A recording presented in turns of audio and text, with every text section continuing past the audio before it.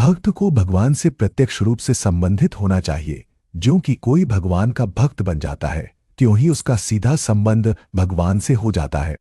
यह एक अत्यंत विशद विषय है, लेकिन संक्षेप में यह बताया जा सकता है कि भक्त तथा भगवान के मध्य 5 प्रकार का संबंध हो सकता है।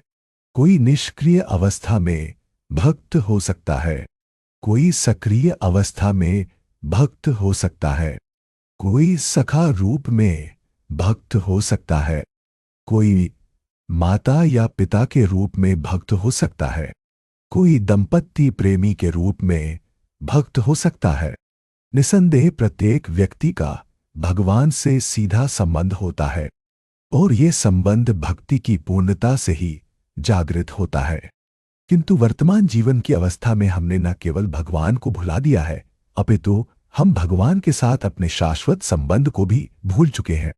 लाखों करोड़ों जीवों में से प्रत्येक जीव का भगवान के साथ नित्य विशिष्ट संबंध है।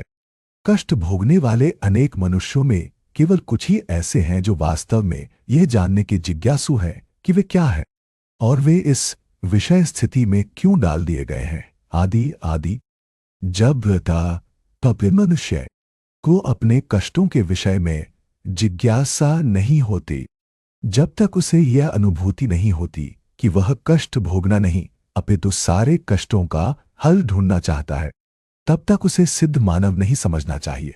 मानवता तभी शुरू होती है जब मन में इस प्रकार की जिज्ञासा उदित होती है।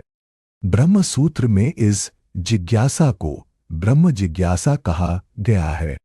मनुष्य के सारे कार्यकलाप तब तक असफल माने जाने चाहिए जब तक वह परम ब्रह्म के स्वभाव के विषय में जिज्ञासा न करे। इसलिए जो लोग यह प्रश्न करना प्रारंभ कर देते हैं कि वे क्यों कष्ट उठा रहे हैं या वे कहां से आए हैं और मृत्यु के बाद कहां जाएंगे, वे ही भगवद गीता को समझने के सुपात्र विद्यार्थी हैं। निष्ठावान विद्यार्थी में भगवान के प्रति आदर भाव भी होना चाहिए। इस संसार में हम पाते हैं कि प्रत्येक पदार्थ क्षणिक है। यह उत्पन्न होती है, कुछ काल तक रहती है, कुछ गौण वस्तुएं उत्पन्न करता है, क्षीण होती है और अंत में लुप्त हो जाती है। भौतिक संसार का यही नियम है। चाहे हम इस शरीर का दृष्टांत लें या फल का या किसी वस्तु का, किंतु इस क्षणिक संसार से परे एक अन्य संसार है जिसके विषय में हमें जानकारी है। उस संसार में अन्य प्रकृति है जो सनातन है। जीव भी सनातन है। हमारा भगवान के साथ घनिष्ठ संबंध है और चूंकि हम सभी गुणात्मक रूप से एक हैं, सनातन धाम, सनातन राम तथा सनातन जीव, इसलिए गीता का सारा अभिप्राय हमारे सनातन धर्म को जागृत करना है जो कि जीव की शाश्वत वृत्ति है।